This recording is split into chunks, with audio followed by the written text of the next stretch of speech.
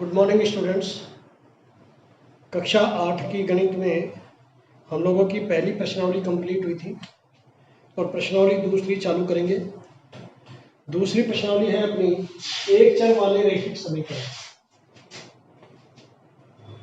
कक्षा 8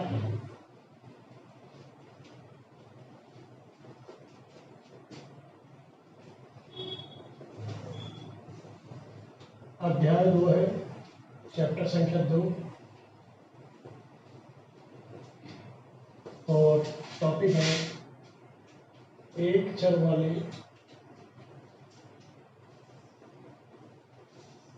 रैखिक समीकरण।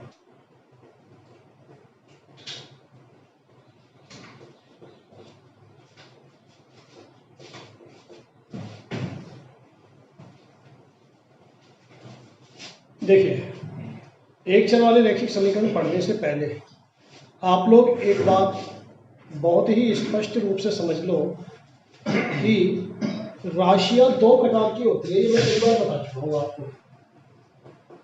राशियां दो प्रकार की होती है।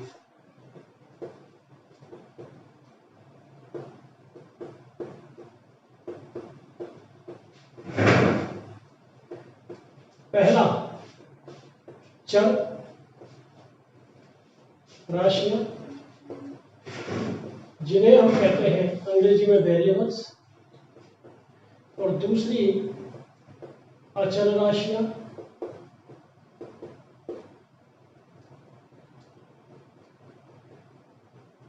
इसे हम कहते हैं नॉन वेरिएबल्स। ये तो है वेरिएबल्स और ये है नॉन वेरिएबल्स। चर राशियां, चर का मतलब है चलायमान। अब चलायमान मतलब ये नहीं एक स्थान से दूसरे स्थान पर चली गई है, अर्थात इन राशियों का मान अलग अलग स्थितियों में अलग अलग होता है, परिवर्तनशील होती है ये राशियां। कैसे ये राशियां परिवर्तनशील होती है? इनको चर राशियां कहा जाता है और इन्हें व्यक्त करते हैं हिंदी या अंग्रेजी के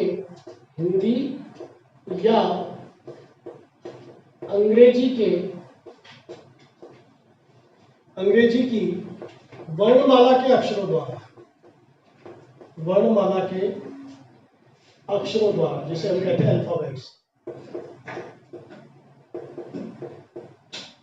मान लीजिए अंग्रेजी वर्णमाला का मैं अक्षर लेता हूं कोई एक्स।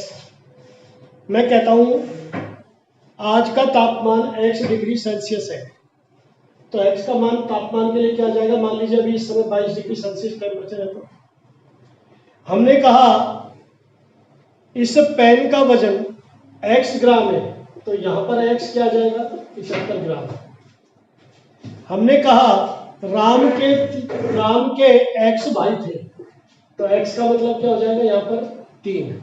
अलग अलग स्थितियों में मान बदल रहा है x का, इसलिए इनको चर राशियां कहा जाता है, परिवर्तनशील कहा जाता है। x के लिए हम कै खे गै भी ले सकते हैं। तो आप चर राशियों को अच्छी तरह समझ लें। इनको अंग्रेजी या हिंदी के अल्फाबेट द्वारा प्रदर्शित किया जाता है और इनका मान प्रत्येक प्रश्न और प्रत्येक स्थिति और प्रत्येक परिस्थिति में बदलता रहता है, बदल जाता है। दूसरी है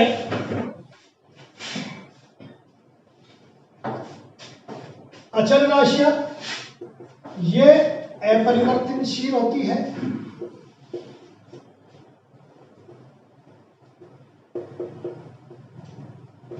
और सभी वास्तविक संख्याएं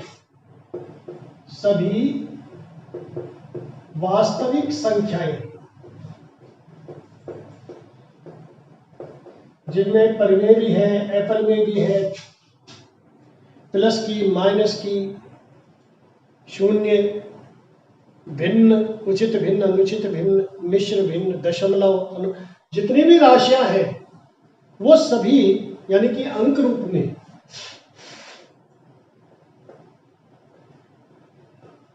व्यक्त करते हैं। गणित में मूल संक्रियाएं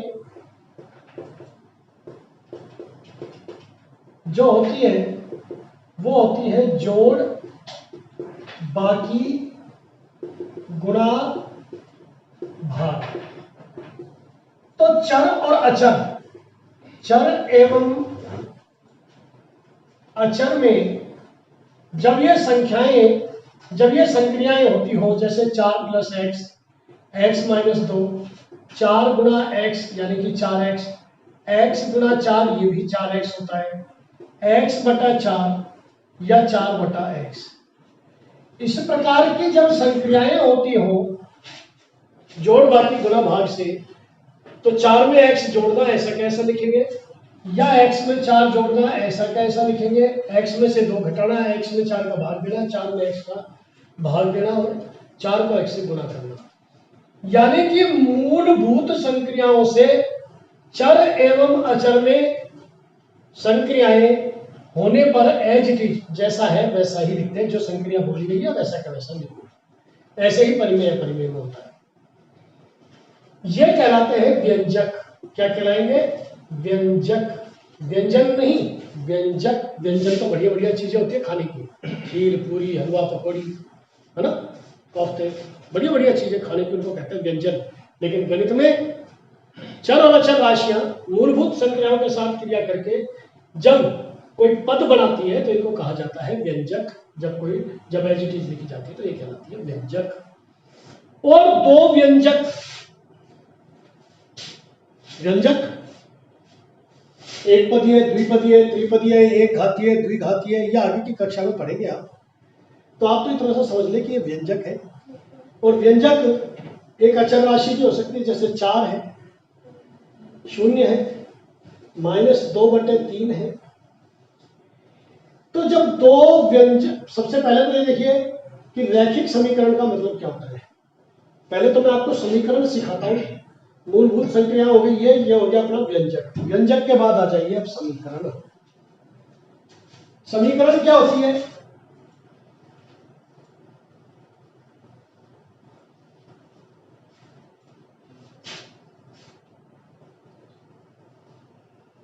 गणित में 20 संक्रियाएं 10वीं तक आपको आनी चाहिए और वो मैं सिखाऊंगा। ये मूलभूत संक्रियाएं होती है जोड़, बाकी, गुणा, भाग। कुछ चिन्ह होते हैं गणित के, इसको कहते हैं से बड़ा, इसको कहते हैं से छोटा। जैसे क्या हो गया, x y से बड़ा है, यहां पर क्या हुआ, x y से छोटा है, यहां पर क्या हुआ, x y के बराबर है। x y से बड़ा है या बराबर है, x y से छोटा है या बराबर है, ये निशान है, चिन्ह। इन चिन्हों में जब ये वाला चिन्ह होता है यानी कि संतुलन की स्थिति होती है, समता की स्थिति होती है, तो दो व्यंजक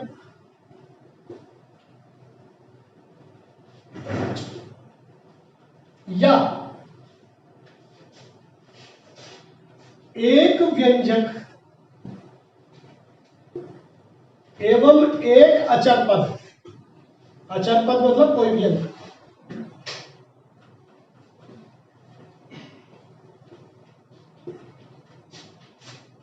समता के निशान द्वारा, समता के चिन्ह से प्रदर्शित किए जाने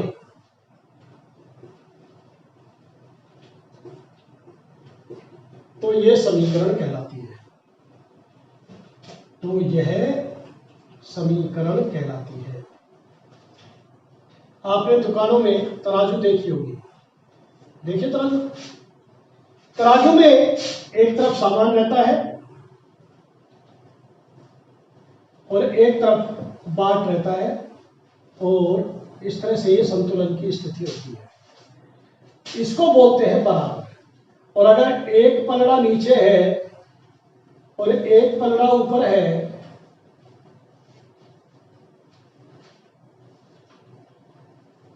तो ये संतुलन नहीं है, इसमें हमें वजन और डालना पड़ेगा।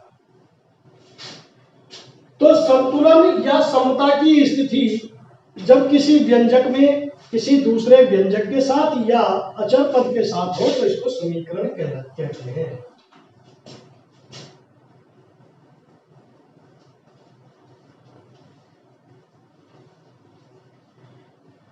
जैसे x + 5 बराबर 3 गुणा x + 7, ये तो हुआ दो व्यंजकों की, और 3x + 7 बराबर 10, ये हुआ अचर पद से। ये दोनों समीकरण कहलाएंगी। क्या कहलाएंगी? समीकरण। अब इसमें कितने चर हैं? एक चर। x के अलावा कुछ नहीं है ना, एक चर। अगर x + y बराबर 5 हो तो दो चर, और ये क्या है? एक चर। तो हमारे कोर्स में है एक चर। अब x की जगह y हो सकता है, t हो सकता है, लेकिन रहेगा एक ही कोई भी। एक चर समझ में आ गया आप लोगों को? अब देखिए रैखिक। रैखिक का मतलब होता है एक घात वाला, एक घात वाला पद। एक घात का व्यंजक होता है ये, यानी कि घात कभी भी दो नहीं मिलेगी, तीन नहीं मिलेगी, ज्यादा नहीं मिलेगी, केवल एक ही घात मिलेगी। तो एक चर अर्थात या तो x होगा, y होगा, t होगा, वाला रैखिक समीकरण। रैखिक मतलब एक घात वाला। इसको रैखिक इसलिए बोलते हैं कि इसका आलेख सरल रेखा प्राप्त होता है। ग्राफ बनाएंगे इसका तो सरल रेखा प्राप्त होगा। तो आपको एक चर और रैखिक समझ में आ गया होगा। रैखिक मतलब एक घात। समीकरण यानी कि बराबर का चिन्ह होना आवश्यक है, और बराबर के साथ कुछ ना कुछ संख्या होगी, चाहे वो 0 ही हो या धनात्मक, ऋणात्मक, भिन्न रूप में, किसी भी रूप में हो, भिन्न रूप, दशमलव रूप, किसी भी रूप में हो, लेकिन बराबर के दोनों तरफ संख्याएं होना अनिवार्य है। तो एक चर वाला रैखिक समीकरण आपको समझ में आ गया होगा। अब है इनको हल करने की विधि। इनको हल करने की जनरल जो विधियां है वो तो आप सबसे पहले क्या है कि गणित की संक्रियाओं में ही है। मैंने आपको बताया है कि जोड़, बाकी, गुणा, भाग, पक्षांतरण, वज्रगुणन, वर्ग, वर्गमूल, घनमूल, बहुत सारी संक्रियाएं हैं जो मैं आपको समय समय पर जैसे जैसे आपकी जाएंगी संक्रियाएं वैसे वैसे आपको बताता जाऊंगा। तो जैसे जैसे संक्रियाएं आएंगी वैसे वैसे आपको बताते जाएंगे। बराबर के निशान के साथ एक चर और एक घात वाला पद की जो सभी व्यंजक हैं उनको हल करने की विधियां पक्षांतरण और वज्रगणन द्वारा आपके कोर्स में है, जो मैं प्रश्नावली अभी आपको कराता हूं।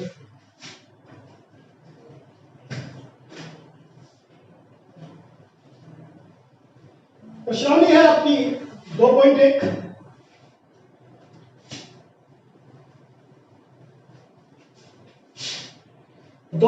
में सवाल नंबर पहला,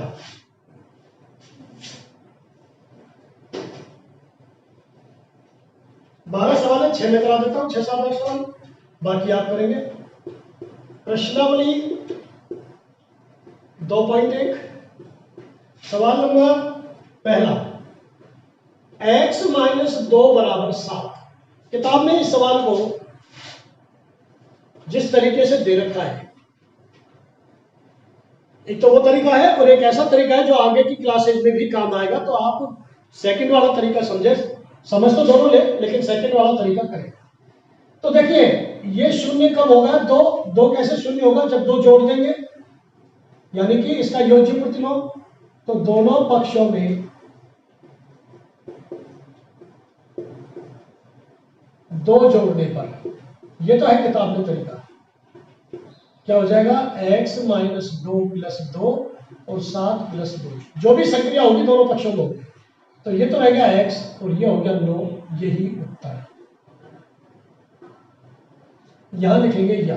समीकरण को हल करते समय प्रत्येक स्टेप के बाद याद लिखे और संक्रिया जरूर लिखे। अब इसका जो दूसरा तरीका है, सेकंड मेथड, आप ये मेथड जरूर सीखें और यही मेथड को काम में लें। आगे की कक्षा में यही हमें काम में लेना है। x माइनस 2 बराबर 7 या x बराबर 7 प्लस 2, इसको हम कहते हैं पक्षांतरण। क्या कहते हैं? पक्षांतरण करने पर। पक्षांतरण क्या होता है? समीकरण में बराबर के निशान यानी समता के निशान द्वारा प्रदर्शित करते हैं समीकरण को। इधर की तरफ जो भी संख्याएं होंगी वो कहलाएंगी बायां पक्ष, और इसको अंग्रेजी में लिखते हैं लेफ्ट हैंड साइड।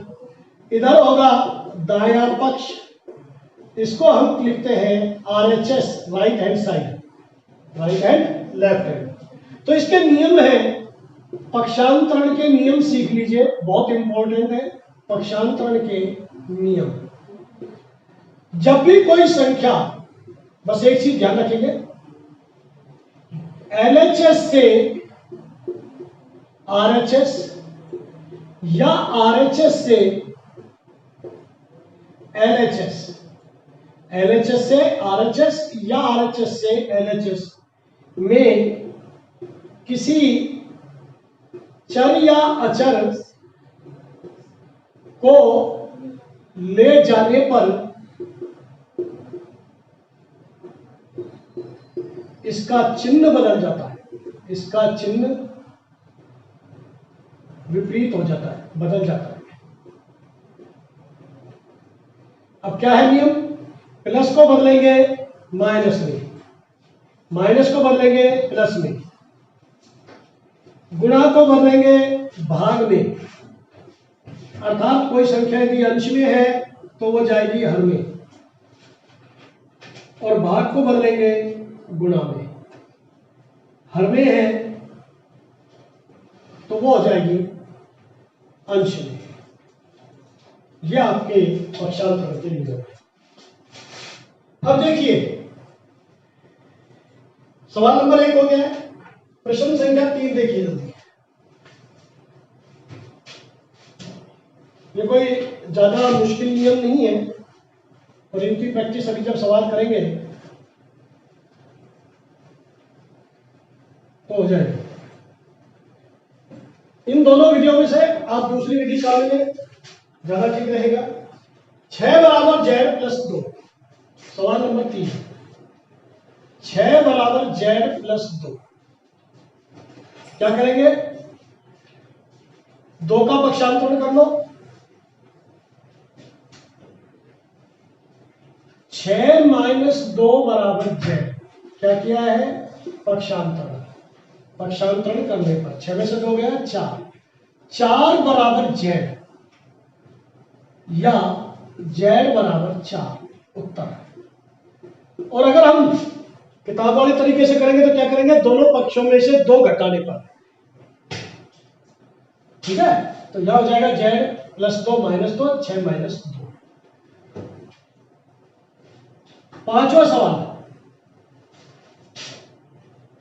6x बराबर 12। 6x क्या होता है? 6 गुणा x, यानी कि 6x से क्या हो रहा है? गुणा। तो x बराबर 12/6, यह भी पक्षांतरण है। इसको हम पक्षांतरण भी कह सकते हैं, वज्रगुणन भी कह सकते हैं। अर्थात या तो ये निशान लगाए या फिर या लिखिए, या x बराबर 2 उत्तर, और या फिर आप लिखेंगे दोनों पक्षों में 6 का भाग देने पर। बात एक ही है। सवाल नंबर 7,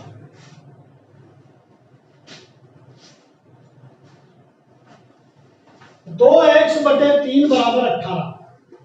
2x बटे 3 बराबर 18। अब देखो एक चीज और सिखाता हूं।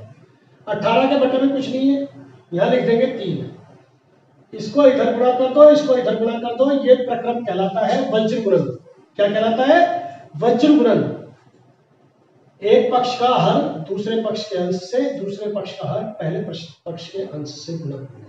या 3 यहां पर भाग हो रहा है तो पक्षांतरण करेंगे तो गुणा हो जाएगा, तो हो जाएगा या 2x बराबर 18 गुणा 3। इसको हम वज्र गुणा भी कह सकते हैं या पक्षांतरण भी कह सकते हैं, आपकी इच्छा है जो लिख दो, दोनों सही है। तो x बराबर हो गया 18 बटा गुणा 3 बटा 2, 27 उत्तर। नवा सवाल, 14y माइनस 8 बराबर 13। 14y माइनस 8 बराबर 13। क्या करेंगे? 14y बराबर 13। 8 कैसा है? माइनस का, इधर जाएगा तो प्लस का, इसको बोलते हैं पक्षांतरण। पक्षांतरण करने पर आपको पूरा लिखना पड़ेगा। तो y बराबर क्या आ गया? 21 बटा 14, 7 या 21 और 7 दूनी 14, यही हमारा उत्तर। और आज का अंतिम सवाल, 11वां सवाल, 17 प्लस 6p बराबर 9। 17 प्लस 6p बराबर 9, तो 6p बराबर हो जाएगा 9 माइनस 17। क्या किया है? पक्षांतरण। बड़ी संख्या को उधर देंगे, जो अचर था उसको उधर देंगे। 6p बताओ, 9 माइनस 17, बड़ी संख्या कौन सी है? 17, चिन्ह कैसा है? माइनस का, तो माइनस का चिन्ह आएगा 8। तो p बराबर माइनस का 8 बटे में 6, ये 6 यहाँ गुणा हो रहा है, तो यहाँ क्या हो जाएगा? भाग। यहाँ भी आप पक्षांतरण भी लिख सकते हैं, वज्रगुणन भी। 2 चौक 8 और 2 तिया 6, माइनस 4 बटे 3 उत्तर। तो आप इस तरह से सवाल हल करें, इससे आपको आगे की कक्षाओं में आसानी भी रहेगी। पक्षांतरण और वज्रगुणन करके आप सवालों को हल करें। Now it is over for today. आज आप प्रश्नावली 2.1 कंप्लीट करें, समीकरण को समझें। एक चर क्या होता है और एक चर क्या होता है और रैखिक समीकरण युग्म क्या होता है। बहुत बहुत शुभकामनाएं।